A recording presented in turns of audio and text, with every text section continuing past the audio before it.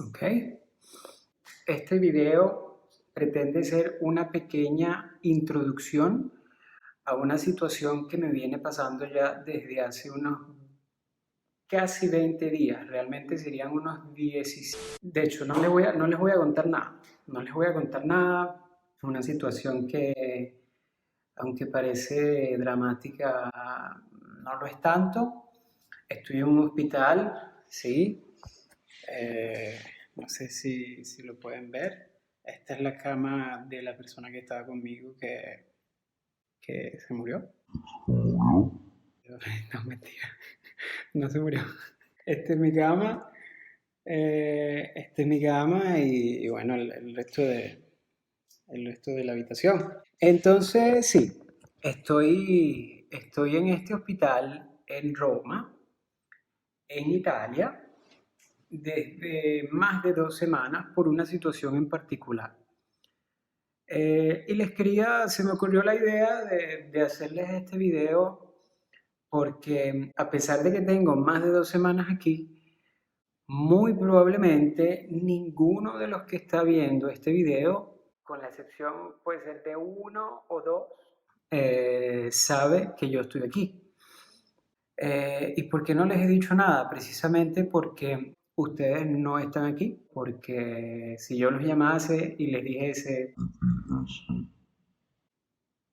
bueno, si llamo a alguien y le digo que estoy en el hospital desde hace 2 semanas, pero me siento bien y está todo bien, me preguntarían, ajá, y entonces si está bien, ¿por qué estás en el hospital desde hace 2 semanas? Entonces, lo sé que no me creerían. Entonces, mi intención con este video es que me puedan sentir, me puedan ver y puedan entender también todo lo que he hecho o todo lo que me ha pasado, sea en estas más de 2 semanas que he estado aquí en el hospital, como lo que me hizo entrar al hospital y lo que seguramente me hará salir del hospital más tarde. Y bueno, nada. Disfruten el video. No se asusten. Todo está bien, al menos por ahora.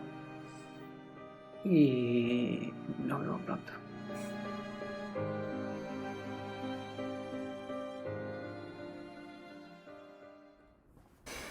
Lo que acaban de ver es un pequeño resumen de algunas de las cosas que me han pasado en el 2020. Muchas cosas que me han pasado, algunas que decidí no contarles al momento, que preferí ocultarles con la única intención de protegerlos a ustedes y de protegerme obviamente a mí en este camino largo que ya sabía que tendría que recorrer.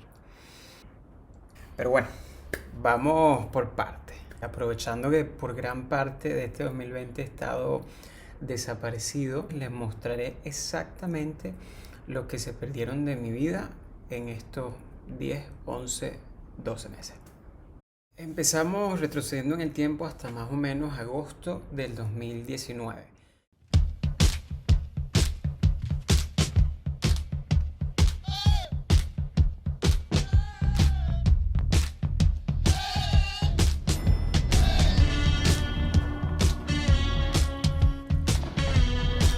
Mientras en el resto del mundo enloquecían con el estreno del Joker, la película,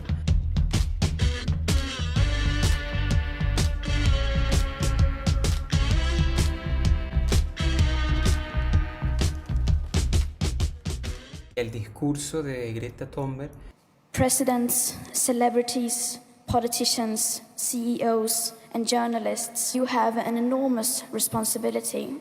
And let's be honest, this is a responsibility that most of you have failed to take. Más o menos en este periodo empiezo a experimentar episodios de fiebre alta, 38, 39, 40, de fiebre que llegaba sin alguna motivación. Podía ser mientras trabajaba o en medio de un viaje de fin de semana o simplemente estando en mi casa mientras veía la televisión. Pero lo más raro era que llegaba sin ninguna otra advertencia, o sea, nada de dolor de cabeza, nada de dolor de estómago, nada de náuseas, nada de dolor de articulaciones o huesos, ninguna señal física que me pudiera advertir de algo que estuviera pasando, pues. Muchas veces me daba cuenta solo cuando Leticia, mi novia, me abrazaba o me tocaba y se percataba de lo caliente que estaba, pues. O en la mayor parte de los casos me daba cuenta simplemente porque la fiebre era ya tan alta que comenzaba a sentirme sin energía, como débil, o sea, me sentía como sobrecalentado, como si metiera la cabeza en un forno. Así que lo ignoraba. Pasó agosto, llegó septiembre y con ella otra vez la fiebre. Por supuesto, no recordaba en ese momento que ella había tenido fiebre en agosto y a principios de mes. Pensaba que era simplemente una coincidencia que me sintiera un poco mal en mi cumpleaños. Todos habrían dicho que estaba estresado y ya, pues, tranquilo, Cristian, solo necesitas descansar, es solo estrés, no te preocupes, me repetía a mí mismo. Obviamente, en todos estos meses sucedieron cosas importantes, eventos que muchas veces se vieron afectados por mis constantes episodios de fiebre. Ejemplo, octubre hicimos un viaje en Toscana, fiebre. Noviembre, viaje a Perugia, fiebre. Enero, cumpleaños de la nona de Leticia, no fui. ¿Por qué? Fiebre. A este punto, mirando en perspectiva, era claro, no solo para mí, sino para todos los que me rodeaban, que me estaba pasando algo. O sea, que no andaba bien, por lo que decidimos que era tiempo de hacerme análisis y ver un médico, obviamente. Entonces, el 8 de enero del 2020 obtuvimos los primeros resultados de los análisis de sangre y de orina. Análisis que realmente daban más preguntas que respuestas. Es decir, según la opinión del doctor, había algo, sí, pero al mismo tiempo no había nada. Los resultados no eran lo suficientemente claros como para un diagnóstico, así que lo mejor sería esperar 20 días y repetir los exámenes. 2000 años más tarde. El 20 de enero del 2020 llegaron los resultados del segundo análisis de sangre. Y nada. Nuevamente el resultado era sí, pero no. Podría ser, pero podría ser que no. A lo mejor tienes, pero a lo mejor no tienes. Entonces, vista la ausencia de otros síntomas como dolor de cabeza, salpullido, enrojecimiento, picazón, algo, cualquier cosa, con los resultados de los análisis, viendo que soy de Sudamérica y tomando en cuenta que en el pasado había padecido dengue varias veces, a mi doctor de cabecera no le podía venir en mente sino pensar que se tratase de una enfermedad infecciosa, que podía ser desde fiebre amarilla hasta malaria. Obviamente, como buen adulto responsable que soy, no podía conformarme con la opinión de un solo médico, obvio.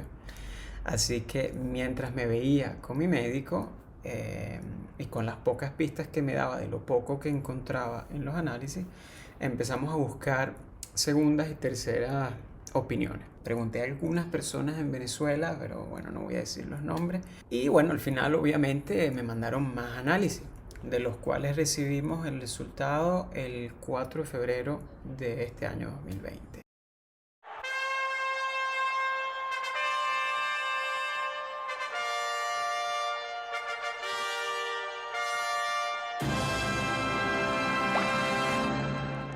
Finalmente, después de meses de fiebre, casi un mes de infinidad de análisis de sangre y numerosas visitas médicas, nada, otra vez en el punto de partida. O sea, había algo y los tres doctores estaban de acuerdo, pero ninguno conseguía entender qué cosa era. Sin olvidar que a pesar de las constantes visitas médicas, todavía no seguían ningún tipo de tratamiento ni tomaban ninguna medicina, por lo que la fiebre seguía viniendo cada 15 días y duraba siempre entre 5 y 9 días. El problema es que esto no era un alivio, sino más bien un recordatorio constante de que algo importante me estaba pasando. Y si cuando finalmente lo descubran ya es demasiado tarde y no se puede curar. Y si...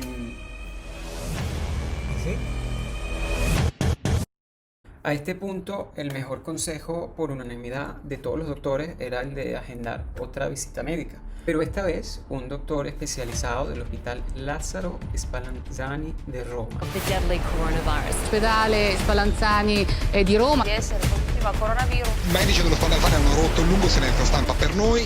All'ospedale Spallanzani di Roma.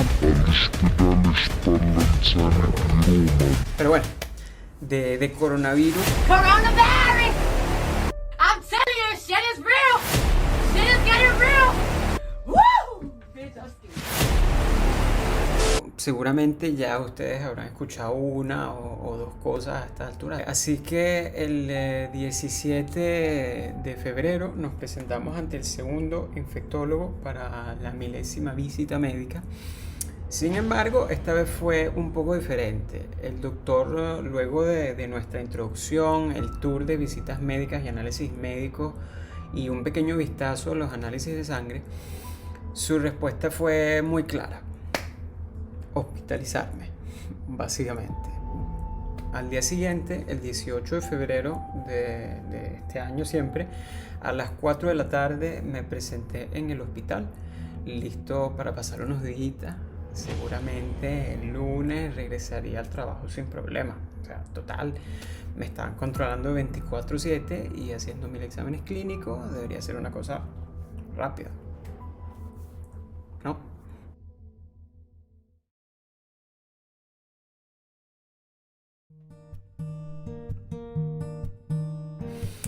Y así empezó mi estadía, mi reclusión en el Hospital Lazzaro Spallanzani de Roma.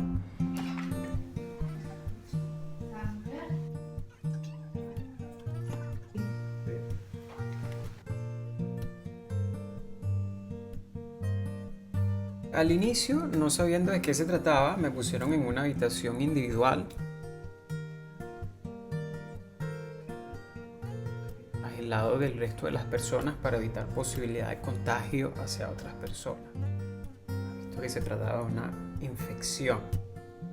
Entre exámenes de sangre, orina y heces, ecografías, ecosonogramas, electrocardiogramas, desayunos, almuerzos y cenas al mejor nivel de cualquier hotel 5 estrellas. Trabajo, porque trabajaba también desde el hospital con mi laptop. Todo fluía lentamente, sin muchas novedades, sin mucha información por parte de los médicos o enfermeros o enfermeras. Buenos días. Aquí estoy desayunando con un buen paquete de 2 galletas sin sabor, un poquito de té con leche y más nada, porque aquí eso es un desayuno como mandan los dioses. ¿Y qué más? Más nada, todo bien, esperando que me lleguen unos resultados de unos análisis.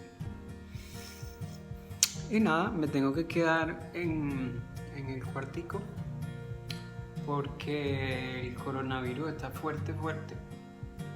Y bueno, a pesar de que puedo salir con una mascarilla y tal, me da como fastidio. Entonces me quedo aquí.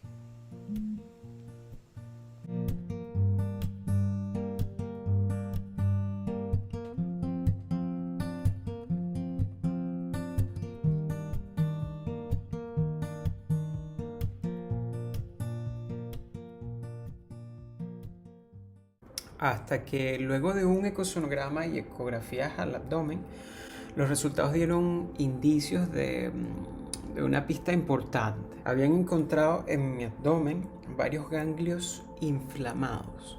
Inflamados no lo suficiente para sentirlos al tacto, pero sí para verlos en las transparencias. Una pista importante porque era finalmente otra advertencia que mi cuerpo estaba dando, aparte de la fiebre, para comunicar lo que estaba pasando. Pero sobre todo significaba finalmente un camino, una posible estrategia para seguir, para poder encontrar el problema, obviamente.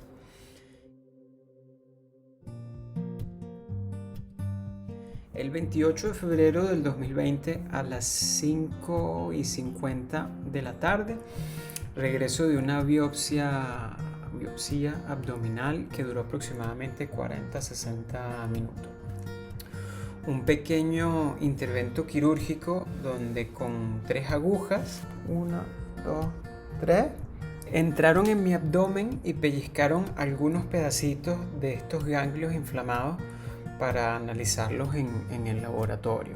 Y no voy a mentir, sonaba mucho menos doloroso de lo que al final fue. No quiero exagerar porque tampoco fue el fin del mundo, pero sí les puedo decir que el día de la operación no me podía mover de la cama. Esa noche no dormí para nada y los siguientes 2-3 días fueron bastante dolorosos. Mi stai registrando? No? Mi stai registrando? Non sono mongoloide. No, sto continua a guardare il telefono. Mi stai pure registrando la faccia. Ma hai capito? La cosa dei $100? Sì. Hai capito bene? Ok? Smetti di registrarmi. Così ti vedi. Eh? Così ti vedi anche tu. E che devo vedere? Obviamente tampoco me quedaba de otra que esperar en el hospital hasta que llegaran los resultados de la biopsia. Así que podían seguir controlando constantemente y buscando otras pistas. Y mientras tanto, en el resto de Italia y el mundo, La lotta contro il Covid-19. Continúa la preocupación por los rebrotes de COVID-19. The virus is now spread mainly in China. Nuovi contagi da coronavirus in Italia. Italia, zona rossa. È per questo che sto per firmare un provvedimento che possiamo sintetizzare con l'espressione io resto a casa.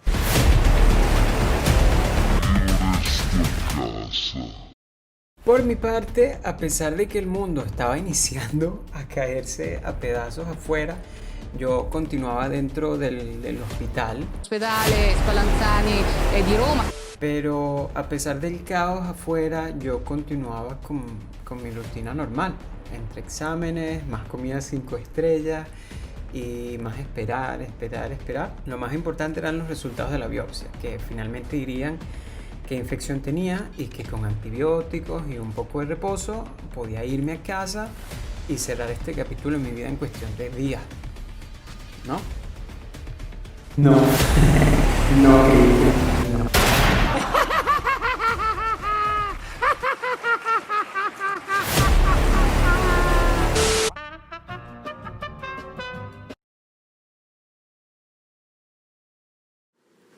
Ci sono delle belle notizie? Allora, le notizie diciamo non sono ancora definitive. Ho parlato con l'anatomopatologo e mi ha detto che lo chiuderà tra oggi e domani il linfonodo. Potrebbe essere diciamo un fatto di tipo ematologico, cioè tipo una malattia dei linfonodi, una malattia linfoproliferativa. Che vuol dire linfoma? Cancro. Linfoma che è una malattia, diciamo, neoplastica delle cellule dei linfonodi, diciamo così. Ok, e questa sarebbe più o meno... Eh sì, sembra un Hodgkin. Sembra che non ho capito. Un linfoma di Hodgkin. Ah, ok, linfoma di Hodgkin, ok. Si chiama così la malattia? Sì. Se è ammesso che lo chiuda definitivamente con questo diagnosi, diciamo, quello che mi ha anticipato è che sembrerebbe questo. Linfoma di Hodgkin. Linfoma de Hodgkin. Linfomas de Hodgkin. Hodgkin's lymphoma. El linfoma de Hodgkin, que es un cáncer a los ganglios, al sistema linfático, mejor dicho. El linfoma de Hodgkin es un tumor del sistema linfático. Cáncer. Cáncer. Cáncer de la sangre. Cáncer linfático.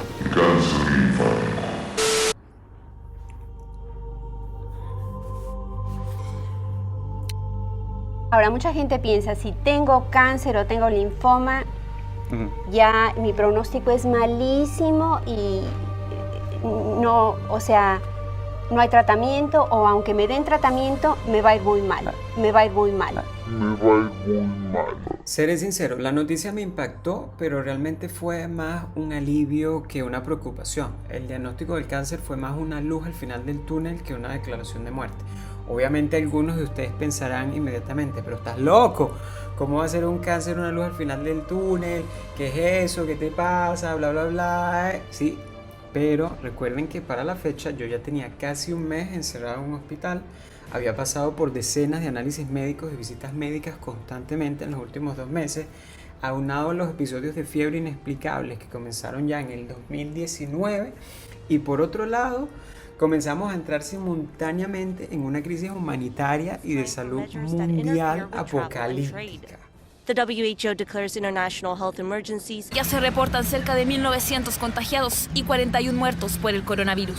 3 millones de contagiados y 250.000 muertes han sido el resultado del nuevo coronavirus que sigue ganando terreno a nivel mundial. El estado de alarma en todo nuestro país, en toda España. As for today, I am officially declaring a national emergency.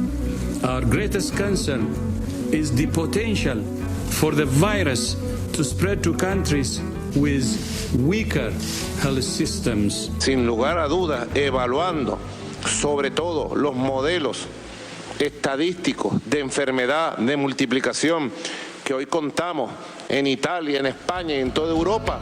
Si nosotros nos descuidamos, si nosotros nos confiamos, pudiéramos tener una pandemia pavorosa sobre los pueblos de América Latina y del Caribe. Por eso Venezuela da un paso al frente y declara la cuarentena total, la cuarentena social, la cuarentena del pueblo en todos los estados del país y en el distrito capital. Con miles y miles de personas muriendo diariamente a causa de una enfermedad nunca antes vista, de la que no se conocían todavía ni las causas, ni los efectos, ni mucho menos una posible cura o tratamiento de la misma, y que se esparcía a una velocidad sin precedentes por todo el mundo. 1.452 nuovi positivi al Covid. 2.296 nuovi contagi. L'Italia, lo ricordiamo, è al terzo posto nel mondo per numero dei contagiati. Así que créanme, conocer finalmente exactamente lo que yo tenía, cómo se podría curar y que finalmente podría ir a mi casa a estar lejos de todo ese caos, era un gran alivio. Se los puedo asegurar, aún cuando era cáncer.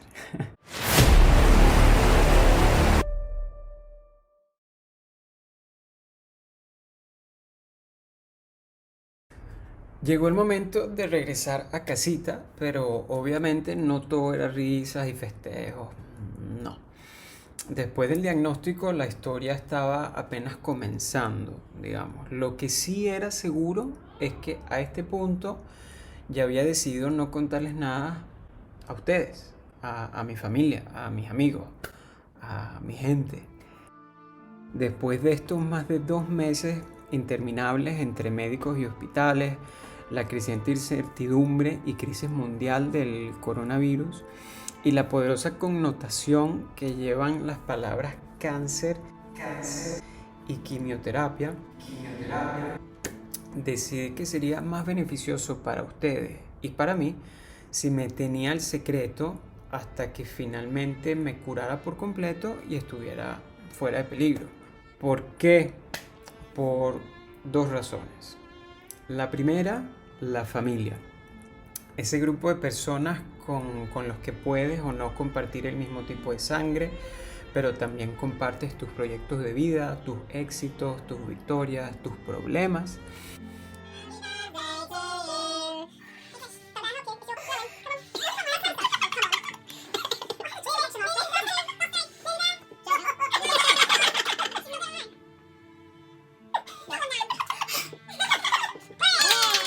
That's all right then. Ese grupo de personas que te acompaña incondicionalmente, que te apoya cuando lo necesitas, sin pedir nada a cambio. O sea, porque son tu familia, tu mamá, tu papá, tus abuelos, tus hermanos, primos, tíos, amigos de la infancia.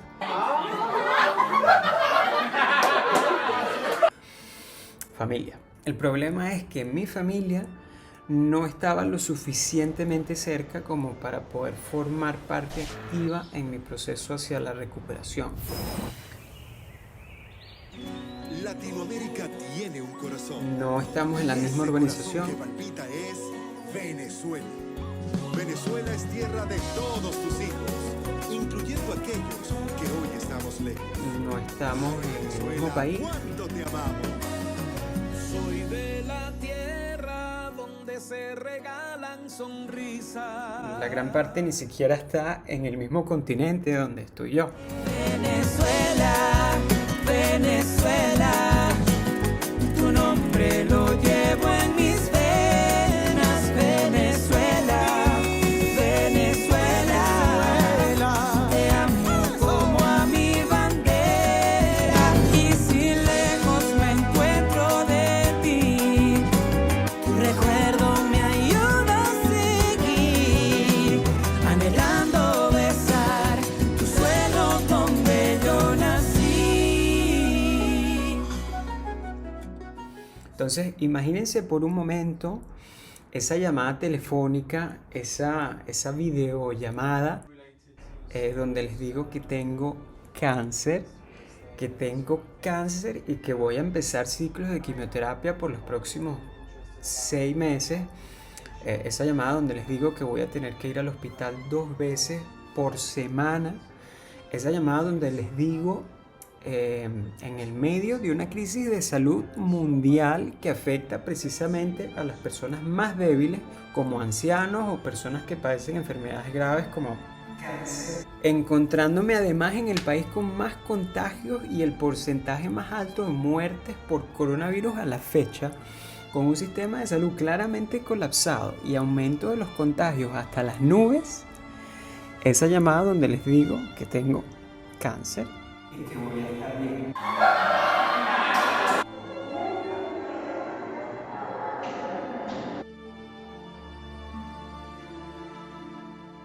Esa llamada que además, sobre todo para quienes me escuchan desde Venezuela, será una llamada que se cortará de vez en cuando por la baja conexión o el internet, que seguramente se caerá, o donde algunas veces no se escuchará bien lo que se dice, o la imagen se congela y no se entiende nada. Esa llamada que al final sería solo eso, o sea, una llamada y ya, sin reuniones con los médicos para hacer preguntas, para aclarar dudas, para eliminar miedos, porque estando en otro país, hablando 2 idiomas completamente diferentes, ¿qué hacemos? Una llamada con todos los doctores que habría tenido que visitar. Ni siquiera mi novia, con la excusa de que soy extranjero y necesitaba un intérprete para poder entender lo que los doctores me decían, la dejaban entrar en mis consultas. Pero sobre todo, después de la llamada, nada de abrazos, nada de besos, nada de llorar juntos y ahogar nuestras penas, nada de guardarnos con tristeza y decirnos mutuamente todo va a estar bien, y seguro no me habrían querido abrazar, no me habrían querido besar, proteger por todo lo posible que me pudiera pasar. No, nada de eso, porque, o sea, ¿cómo se hace a través de una videollamada? No se puede. La segunda razón por la cual decidí no decirles nada, a sabiendas que sería imposible para cualquiera de ustedes poder brindarme el apoyo o el soporte que habían seguramente deseado desde lo más profundo de su corazón, preferí evitarles a ustedes el sufrimiento y la frustración de no poderme ver, preferí evitarles a ustedes el tener que preocuparse por las medicinas que tendría que tomar, las terapias que tendría que seguir, cómo me transportaría al hospital cada vez que lo necesitaba, cómo lidiar con los dolores de cuerpo cuando llegaran. Preferí evitarles el tener que lidiar con un montón de cosas con las que no podían lidiar ni aunque quisieran, simplemente porque no estaban aquí conmigo, o sea, con una llamada, no. Lo único que podían hacer es llamarme de vez en cuando y confiar ciegamente en que si yo decía que estaba bien, estaba bien. Si yo una vez no les respondía al teléfono, habrían tenido que esforzarse para pensar que podía simplemente estar durmiendo o trabajando en vez de entrar en una crisis, un pánico. Oh, Dios mío, Cristian está grave, no me responde, está muriendo.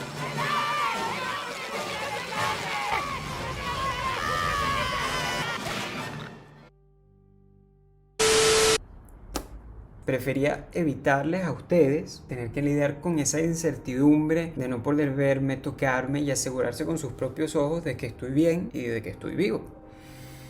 A ustedes eso, y a mí el estrés de sentir que habría tenido que ocultar algunas veces cuando me sintiera mal, para no hacerles pensar algo que no era. El estrés de pensar que aun cuando me llaman y parecen estar tranquilos, seguramente apenas se termina la llamada, pasarán horas sin dormir, días sin comer, llorando, gritando, qué sé yo. No lo sé. O sea, en mi cabeza ya ustedes tenían demasiados problemas, demasiadas preocupaciones, situaciones que muchas veces están al alcance de su mano y aún así no pueden controlar. Simplemente no quise agregar otra preocupación a la lista, sobre todo porque era una situación que desde cualquier punto de vista no habrían podido controlar o no habrían podido influir. Habrían tenido que sentarse en silencio, obligados a ver cómo pasa el film sin ninguna posibilidad de poder cambiarlo. ¿Les parece justo eso? A mí no.